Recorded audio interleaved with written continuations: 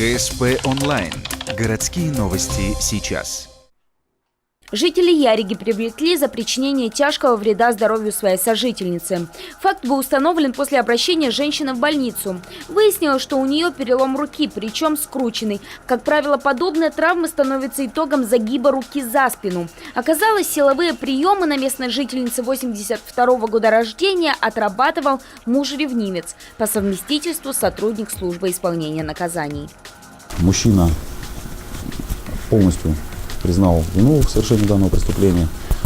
Кроме этого, в ходе предварительного расследования следствием было установлено совершение еще одного преступления, о котором ранее не было известно, а именно совершение истязания. То есть он систематически на протяжении длительного периода времени наносил ей побои.